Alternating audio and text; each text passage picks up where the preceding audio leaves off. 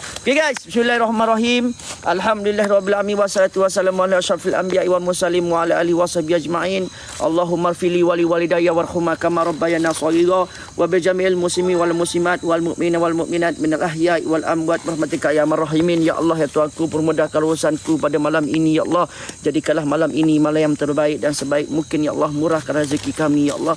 Berkatilah kehidupan kami, maka berikanlah apa jua sekalipun impian kami, hajati kami ya Allah. Rabbana atina fid dunya hasanah wa fil akhirati hasanah wa qina azabannar. Wa sallallahu ala sayyidina Muhammadin wa ala alihi wasallam. Alhamdulillahirabbil alamin. Taqabbalallahu minkum. Assalamualaikum warahmatullahi wabarakatuh. Kepada penonton-penonton yang saya hormati sekalian, yang mana bertanya dengan saya pasal perkahwinan saya lah apa semua, tak ada. Saya tak ada bini. Sekarang ni saya tak ada bini. Jangan tanya-tanya lagi. Saya dalam keadaan duda, tak ada bini. Jangan.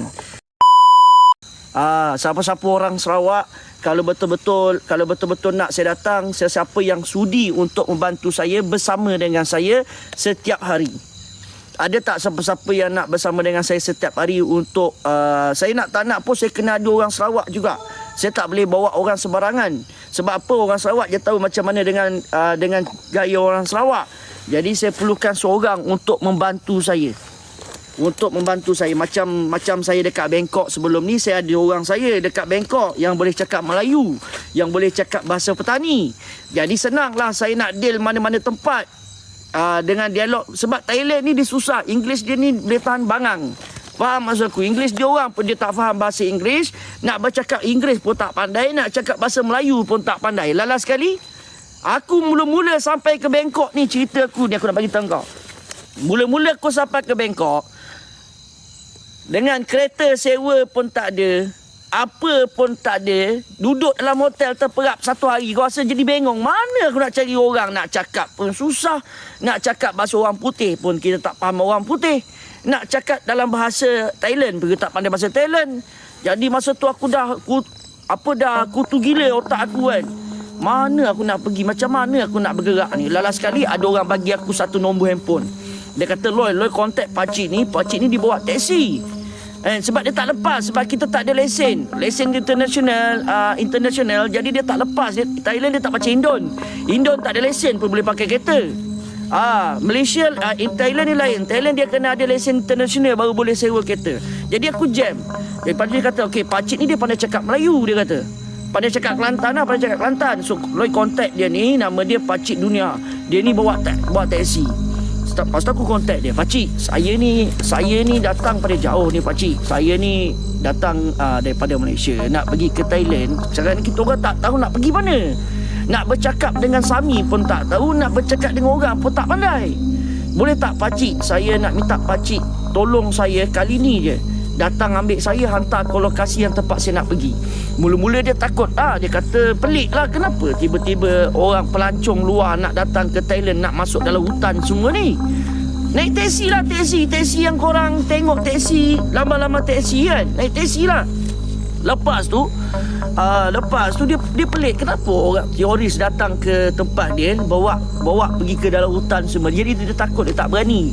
Mula-mula dia tak nak. Dia kata minta maaf lah. Dia kata pakcik banyak customer, dia kata. Kalau nak kena hantar awak pagi-pagi tu, lewat-lewat pagi tak boleh. Aku dah jam. Macam mana aku nak buat? Aku cakap nak sewa kereta tak dapat. Nak kontak orang tak ada. Lepas tu balik cerita balik. Aku dapat cuba untuk selotok dengan dia. Macam ni lah pakcik. Berapa pakcik minta?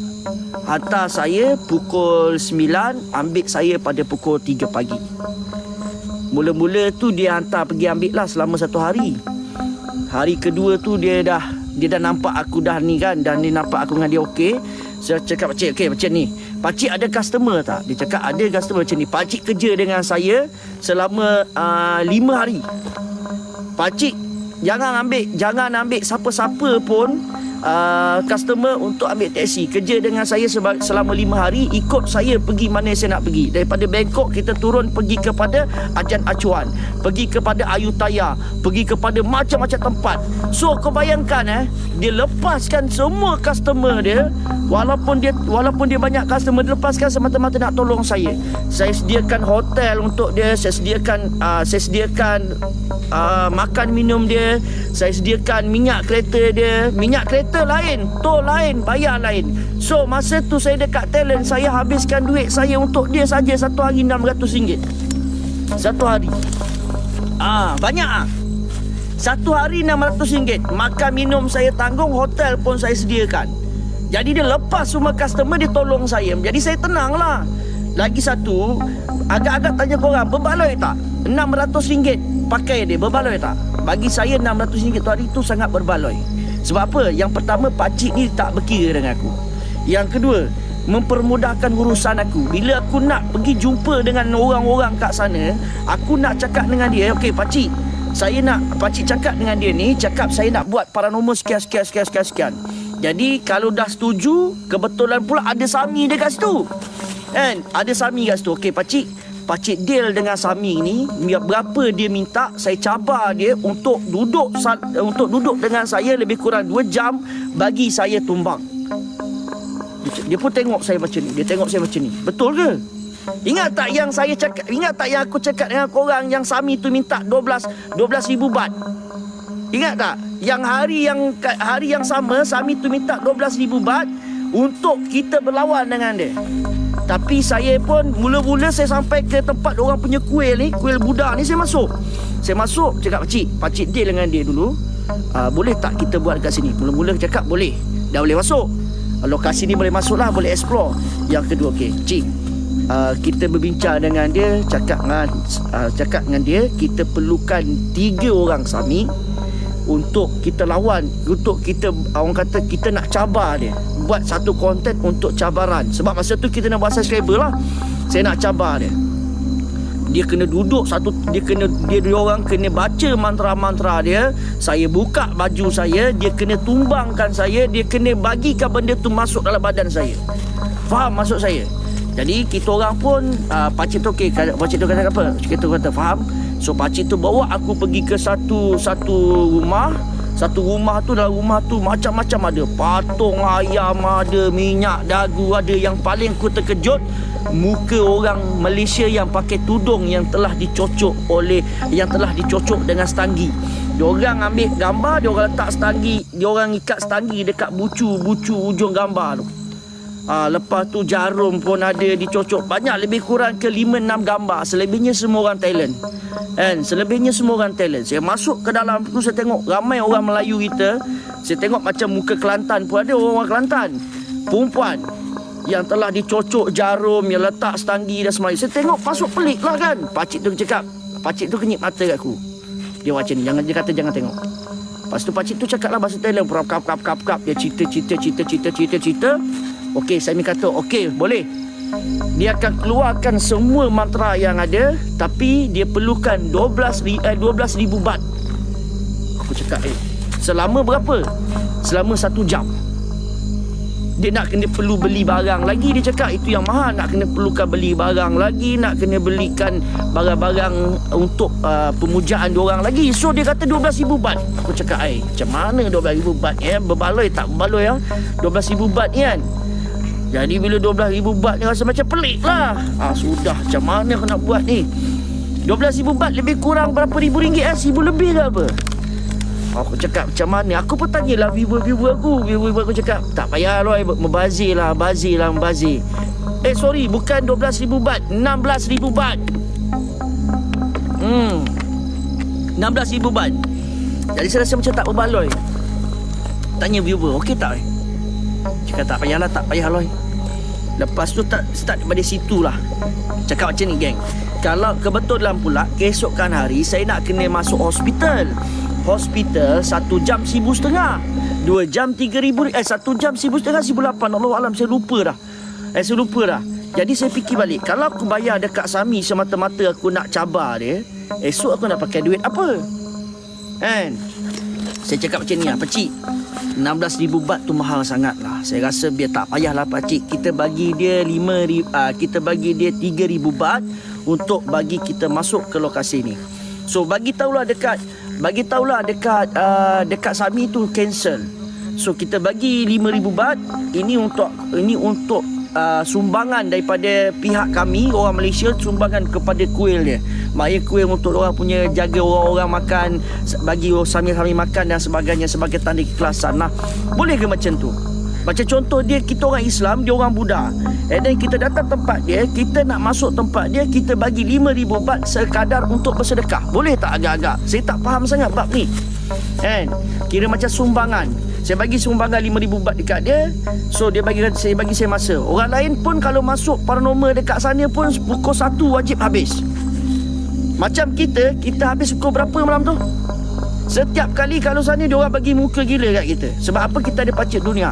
Pacik dunia tu yang deal. Dia kata, Loy, gini Loy, dia cakap, gini Loy, sepatutnya orang lain memang tak boleh masuk, dia cakap. Tak sepatutnya orang lain tak boleh masuk. Dia kata tak boleh masuk sampai pukul 1 ni.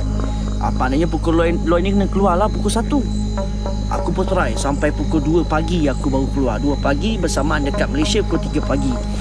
Kat situ lah bagilah, buatlah kat situ. Bila buat kat situ rasa macam waktu first saya masuk dekat tempat ni antara tempat sihir terbesar dekat Thailand. Mana-mana orang yang datang nak khianat orang, nak sihir orang, dia akan melalui tempat ni, iaitu Ajahn Ashwan Ashram. Mempunyai beribu patung.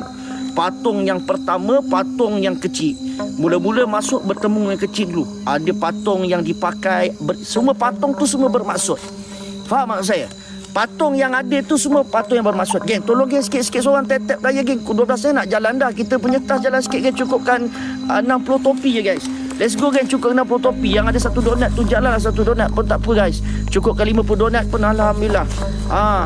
Kalau tak, kita pukul 1:30 juga ni baru jalan ni. Slow-slow geng, slow-slow kayu. Okay, saya sambung cerita. Lepas tu dekat patung ni, setiap patung ada maksud dia.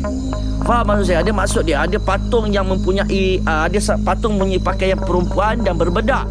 Dan juga ada juga patung yang baju kanak-kanak. Dan ramai orang datang, ramai yang datang dekat sana yang beli barang seperti permainan-permainan budak-budak, beli permainan hiasan muka seperti bedak, celak dan sebagainya. Jadi tempat tu antara tempat yang tersihir paling terbesar. Orang panggil Ajahn Ashwan Ashram. Ajahn Ashwan Ashram ni dikenali sebagai patung yang diperbuat daripada kulit dan tulang manusia. Setiap kali tempat ini pada waktu tepat pada pukul 12 malam, salah patung yang beratus-ratus patung ni akan bergerak ataupun akan hidup. Jadi dia sebenarnya tak bagi saya masuk sebab dia risau. Sebab apa? Tempat ni memang keras. Dan saya akui memang tempat tu sangat keras. Jadi bila sampai tengok tu, patung banyak gila, patung yang tersusun, yang dibuat daripada kulit dan juga tulang manusia. So bila dekat situ, dekat Thailand. So bila dekat situ saya masuk, saya tengok banyak gila barang pemujaan. Salah satunya alat-alat sulit perempuan, seperti alat-alat peribadi perempuan seperti spender, bra, lepas tu bedak sejuk, alat-alat kecantikan. Rupa-rupanya dia ada tutup khas untuk dia. Okey, siapa yang nak cantik, ini tempat dia. So kau ibaratkan kalau macam kita dikenali sebagai susuk. Tahu susuk? Okey, ini adalah tempat dia. Dia ada khas dia. Ini untuk perempuan yang nak cantik. Pergi depan sikit kau akan jumpa lagi satu tempat permainan budak-budak. Dekat sana ada baju budak, ada permainan budak, ada macam-macam budak. So dekat situ kepercayaan diorang, okey, dekat sini khas kepada orang yang nak anak. Maknanya orang yang nak anak, yang tak ada anak, yang belum dapat anak lagi. So ni khas tempat dia. So dekat situ ramai orang-orang talent, dia beli barang-barang permainan anak-anak, diorang akan letak dekat situ. So bila pergi ke depan lagi, saya berjumpa dengan bab sihir. Bab sihir ni antara bab yang benda yang paling scary lah bagi saya. Saya nampak dekat situ ada satu botol darah yang sangat banyak. Lepas tu dalam botol darah tu direndamkan gambar pasport yang kecil. Gambar-gambar pasport perempuan-perempuan maupun lelaki, diorang campurkan sekali. Diorang campurkan sekali, letak dalam satu botol, dan botol itu dipenuhi dengan darah. Diorang rendam dekat situ. Dan dekat situ macam-macam lah. Ada cincin, ada rantai, ada selipar perempuan, ada baju perempuan yang dicocok, yang ditacap, macam-macam. So bila sampai kat Pak Sihir ni saya dah meremang. Meremang dah. So bila sampai ke Pak Sihir ni, saya rasa pelik. Weh, aku tak pernah tengok. Awak bagi tahu ada mana. Tempat yang paling seram yang buatkan saya tak boleh lupa sampai sekarang adalah Bangkok. Itu hospital lah. Hospital antara tempat yang paling seram. Tempat yang dikatakan seram dengan duit. Paris, terima kasih. Tempat melibatkan dengan duit. Lepas tu apa yang seram di Bangkok? Hospital. Dia macam ni tau. Dia hospital bukan hospital terbengkalai yang korang tengok macam terbengkalai tak ada barang. Tak. Dia ni komplit dengan barang. Satu barang pun tak usik. Termasuk dengan darah manusia, termasuk dengan kulit bedah, termasuk dengan barang-barang peralatan bedah, termasuk dengan tempat bakar mayat, termasuk dengan peti mayat. Satu benda pun tak usik. Ibaratkan kau masuk dalam satu rumah hantu. Kan rumah hantu kan dihiasi dengan barang-barang yang seram. Dia lain. Dia ni bukan rumah hantu. Dia reality. Dia real. Lepas tu tempat orang gugur anak dan banyak lagi barang-barang yang real. Kalau macam rumah hantu dia ada darah-darah palsu, dia ada tangan palsu. Tak, ni betul. Ni real punya barang. So saya masuk di tingkat yang pertama tu, saya sampai di lobi tempat menunggu. Tempat menunggu di lobi ni, tempat menunggu ni kaunter dia. Di lobi ni banyak kursi-kursi tempat menunggu dan banyak komputer-komputer yang ditinggalkan. Lepas tu ubat-ubatan lah dekat bawah. Naik ke tingkat 2, saya naik tangga tingkat 2, saya berdepan dengan wad bedah siasat. Wad bedah ni berada di tingkat 2. Masuk tu saya tengok banyak gila kerusi, meja yang masih ada lagi barang-barang seperti gunting dan sebagainya. Lepas tu baju-baju orang sakit. Lepas tu pergi straight sikit, kau akan jumpa ada satu wad bilik bedah termasuk dengan lampu bulat tu. Masih ada lagi. Wad bilik bedah dengan termasuk dengan lampu bulat tu masih ada. So bila masih ada lagi, saya pun cubalah buka pintu tu. Saya cuba buka pintu tu. Saya tengoklah. Saya tengok katil dengan selimut dia. Lepas tu darah kat sini. Lepas tu ni kulit manusia yang telah reput lah sebab dah lama ditinggalkan kan. Dan ni kulit manusia. Lepas tu dekat sini tiang air. Lepas tu dekat katil tu berlumuran darah lah. Berlumuran dengan darah. Saya pergi next ke tempat lain. Saya nampak ada satu pintu yang dikatakan banyak peti. Saya masuk, bau memang seriously bau bangkai yang sangat busuk, seolah-olah seperti mayat. Dan saya pun dapat tahu yang mula-mula saya sampai tu kita orang lagi. Sebab apa? Sebab kita orang nampak lembaga hitam kat dalam tu. Dan kebetulan pula kami tak tahu yang tu bilik mayat. Jadi kami tengok kami lagilah keluar. Aku cakap kenapa? Aku cakap dengan awak, kenapa Wan? Dia kata dia nampak lembaga hitam. Dan kebetulan saya ingat itu dia. Saya ingat budak-budak ni. Jadi saya buat tak tahulah. Rupanya diorang pun lagi juga. So bila diorang lagi, saya pun lagilah. Saya pun lagi. So bila saya lagi, saya tengok diorang pun cerita nampak lembaga hitam kat tempat tu. Jadi kita tertarik nak pergi, nak tengok apa yang ada dekat bilik ni. Apa yang ada dekat bilik ni? Wallah amin gosullah, hello.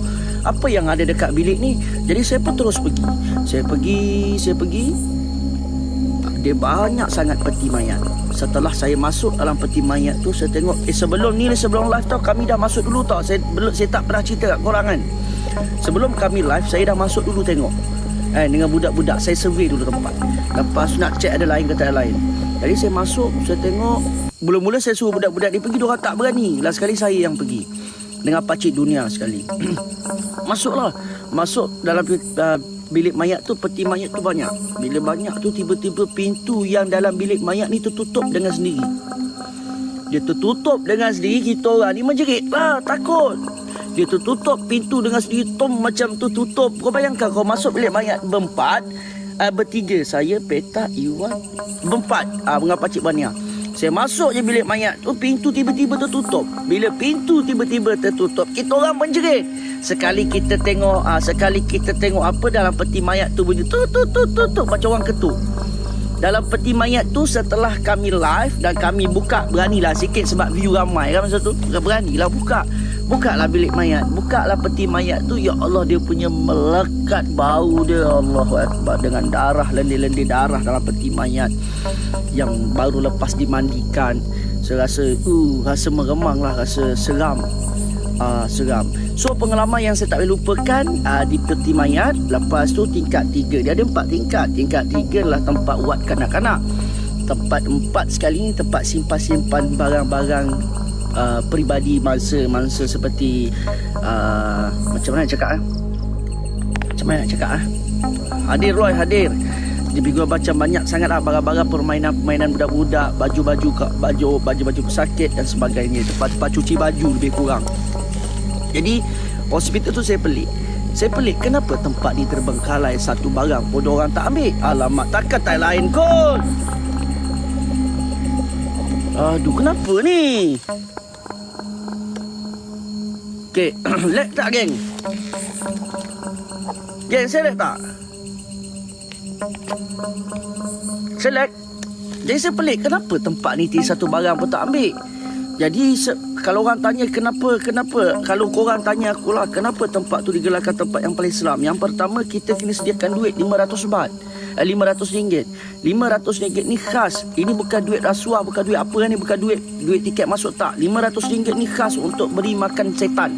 Maknanya saya tak tahulah dia kencing saya ke ataupun dia bodoh-bodohkan saya.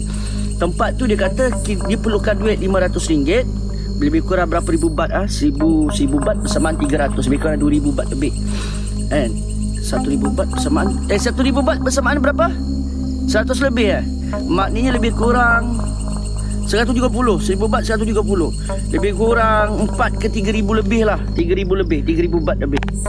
Jadi saya pun bagi. Dia kata ni duit khas untuk bagi ini khas duit khas untuk bagi benda tu makan. Maknanya sebelum korang masuk, dalam bahasa Thailand lah, cuma Pakcik Dunia ni translate. So dia kata sebelum korang masuk, korang kena bayar. And then korang kena, kami semua dalam ni akan buat satu upacara untuk bagi korang masuk, minta izin. Dan kepercayaan orang Thailand time tu, dia percaya yang benda tu hidup dekat dalam. Dan setiap kali dia akan bagi sesiapa yang nak masuk, nak melawat, dia kena bagi makan. So diorang belilah, bagilah RM500. Bagi RM500 dekat dia. So dia beli barang-barang, buat makan. Allahuaklam lah, dia ni kencing aku ke dia tipu aku, Allah Ta'ala. Jadi itu duit lain tau. Ini duit bagi makan jin. Orang panggil duit jamuan jin. Orang panggil duit jamuan jin tak sama dengan duit masuk, tak. Okey, RM500 duit khas untuk jamuan jin. RM1,500 1 jam untuk kita explore. So limit dia tak boleh kurang daripada 1 jam. Dan tak boleh kurang 1 jam. Dia kena 2 jam lebih. Aku jam lah. Maknanya kalau RM1,500 1 jam, dah 2 jam, dah 2,000, dah 3,000. Campur pula dengan duit jamuan jin, dah RM3,500. Dalam masa 1 hari aku habiskan. Masa tu masyuk. Tak payah cakap lah. Masa tu masyuk. So saya bagi RM3,000. Okey, tak apa cakap. Tak apa Pakcik Dunia, kita bagi RM3,500 kat dia. Bagi RM3,500. Yang penting aku tahu tempat ni mantap, tempat ni cun. Bagi yang mungkin lak saya malam tu, saya dapat collection hampir 10,000. Daripada segi subscriber dan juga daripada segi saweran, daripada segi gift. Saya hampir RM10,000 saya dapat masa tu untuk satu. Tapi berbaloi lah, RM10,000 termasuk dengan gua tak kira tolak hotel, tolak modal RM3,500. Lepas tu tolak kereta yang kita upah teksi ni lagi. Berbaloi lah. Dapatlah balance lebih kurang RM3-4,000 dekat tangan malam tu. Jadi RM3-4,000 dalam tangan masa tu. Jadi kita pun mula-mula nak bagi tu fikir panjang lah. RM3,500 dalam masa 1 jam RM3,500 dalam masa 1 jam. Saya cakap tak apalah, tawakal. Mungkin lah saya hari tu, saya bagi duit, saya tak tengok tempat. Dan saya anggap tempat ni jagaan saya, tempat ni tempat biasa. Aku dah takut lah. Takkan tempat macam ni tepi tengah-tengah bandar kot, aku cakap kan. Tengah-tengah bandar, mana ada hantu tempat tengah-tengah bandar ni. Mesti nampak lampu-lampu cahaya daripada luar tembak dalam. So aku dah risau lah. Aku dah stres masa tu. Aku dah stres. Aku cakap tolonglah viewer, support lah geng, support. Aku dah jam. Aku cakap macam mana aku nak buat, nak balikkan duit aku balik RM3,500 ni. Macam mana aku nak buat? Lepas tu aku dah jam lah. Aku cakap macam ni, aku bercakap Pakcik Dunia. Pakcik Dunia, boleh tak kalau kita minta duit balik? Kita minta duit balik. Andai kata kalau saya tengok tempat tu tak sesuai, kita cari tempat lain, minta duit balik. Pakcik dunia pun kata tak boleh Roy. Dah tak boleh dah. Dia sudah dah tulis dalam buku melawat. Saya cakap tak apalah, tawakal lah. Itu orang kata hebatnya tawakal pada Allah ni, katakan apa yang kita sangka, rezeki datang yang tak disangka-sangka. Faham? Jadi kita tawakal masa tu. 3,500 terbang. Kau rasa goyang tak goyang? 3,500 termasuk dengan upah pakcik dunia punya teksi, hotel lagi. Tapi saya tak pandang pakcik dunia punya teksi dengan hotel. Saya pandang 3,500. Duit saya terbang 3,500. Kalau bagi korang 3,500 dalam masa 2 jam, kau goyang tak? Mana 3,500 hilang macam tu, 3,500 gaib macam tu je, hangus macam tu. Kalau tempat tu tak perform, takutlah kita kan. Jadi aku cakap sudah, okey, tak apa pakcik, berikan saya masa, berikan saya izinkan saya dalam masa 10 minit. Saya panggil budak-budak saya nak pergi masuk ke dalam. Saya nak pergi tengok dulu. Sekali saya masuk, aku cakap wow, tempat ni lain macam. Jangan saya masuk ke tingkat bawah sampai tingkat 3 dengan bilik mayat, dengan tempat bedah siasat. Aku cakap ya Allah, hai. Aku turun. Aku tak explore lama. Aku pergi naik dengan budak-budak ni. Budak-budak ni aku tengok muka petak dengan Iwan dah cuak dah. Aku pun dah meremang bulu roma aku time tu. Aku cakap jom turun, jumpa dengan pakcik dunia. Okey pakcik dunia, on lah, tak apa. Baik, saya tak nak cari tempat lain, saya nak tempat ni. 3,500 bagi dekat dia lah. Kira jadi macam 3,500 tu memang tempat dia. Saya on. So bila on tu, malam tu aku pam. Mula-mula tas aku masa tu sangkut. Orang tak bagi gift.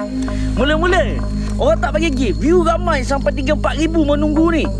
Sebab kita tak ada marketing. Sebab petang kita tak pergi kat sana, kita boleh masuk malam. So marketing tak ada. Kita tak ada video drone, video dalam luar. Kita hanya ada video luar tu pun saya ambil daripada Singapura punya paranormal.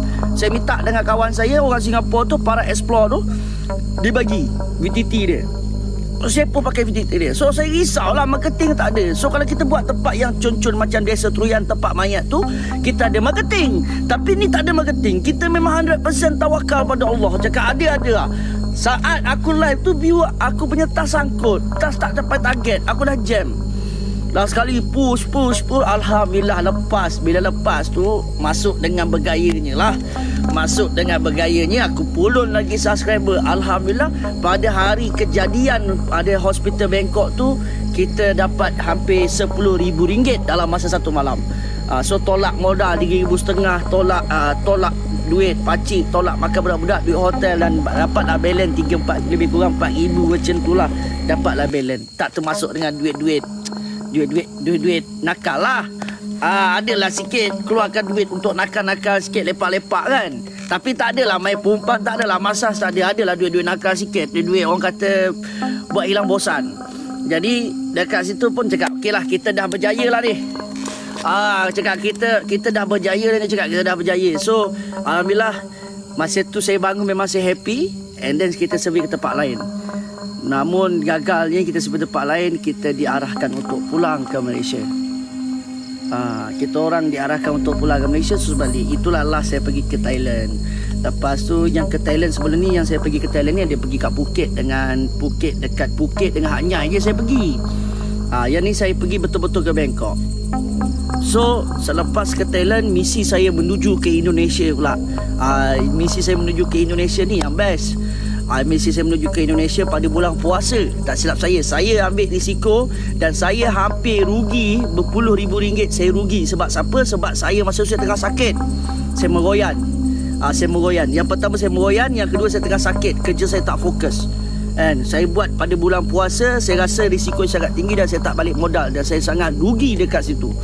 So last satu saya pergi Indonesia, saya patah balik ke Malaysia. So tak ada apa-apa trip lagi. So plan saya sepatutnya saya akan pergi ke Indonesia pada 21 hari bulan ni. Tapi disebabkan akaun saya kena ban, saya hold kepada 9 hari bulan. So 9 hari bulan 9, kemungkinan saya akan berada di Jakarta. So kepada penonton-penonton semua, sebab tu cakap korang kena support, korang kena bantu saya, support sikit-sikit yang ada. Kenapa saya suka kenapa saya cakap kena subscriber? Sebab duit subscriber yang korang subscribe ni lah yang banyak membantu saya pergi ke travel. Terus terang saya cakap, kalau nak mengharapkan daripada gift memang tak dapat. Tapi kita sepatutnya bersyukur dan berterima kasih kepada orang yang subscribe. Korang bila orang suruh buat subscribe, korang kata aku berkira, korang kata aku tamak, korang kata aku ni, aku tu. Pada duit subscribe lah yang membawa kita ke luar negara. Yang duit subscribe lah yang bawakan kita pergi ke mana-mana. So korang sepatutnya bersyukur pada orang yang subscriber ni, yang tak pernah berkira dengan RM19 sebulan diorang subscribe, diorang tolong. Duit tu lah yang beli tiket. Korang percaya tak percaya? Kalau tak ada RM20,000 dalam poket, boleh pergi ke Indonesia selama seminggu 2 minggu? Boleh pergi tak? Boleh pergi? Tak boleh pergi bang. Paling busuk dalam poket kena ada RM20,000 untuk kita pergi ke luar negara. Yang pertama, Indonesia memang banyak main duit. Maksud saya main duit macam mana? Setiap lokasi kena bayar. Bukan sikit-sikit anak, bayar mahal. Setiap lokasi semua kena bayar. Mana tempat lokasi semua kena bayar. Orang yang tak keluar duit, senanglah cakap. Orang yang tak keluar duit, kau nampak benda tu sikit. Sebab apa? Kau menumpang dalam hidup orang. Cuba engkau jadi aku, makan kau pun aku bayar, semua benda pun bayar, ni pun bayar. Kau sakit tak sakit? Sakit. Orang yang keluar duit yang sakit. Orang yang memakan, dia rasa relax. Dia tahu, dia hisap pokok, dia tidur, dia makan. Dia tidur, dia makan. Kau tak duduk tempat aku nak fikir macam mana aku nak bagi kau tidur, macam mana aku nak bagi kau makan. Contoh dia macam tu. Kau tak fikir. So RM20,000 dalam poket kena ada.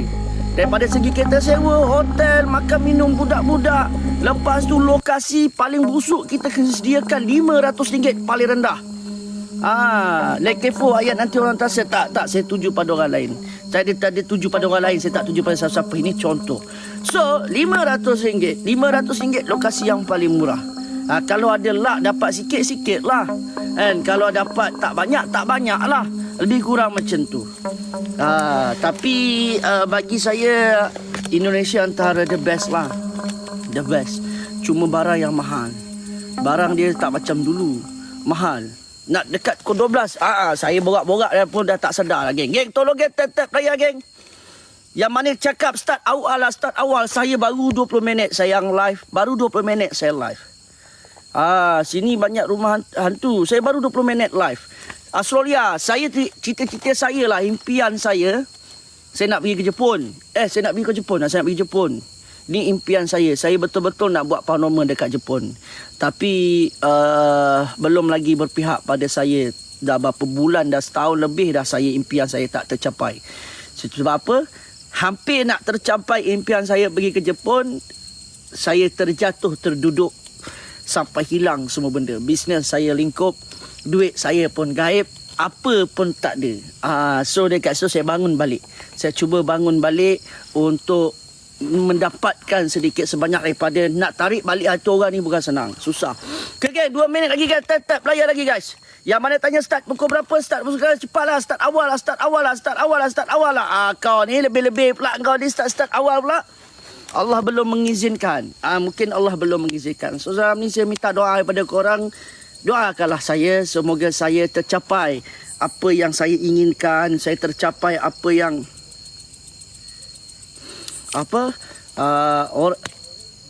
tercapai apa yang saya simpan di dalam hati.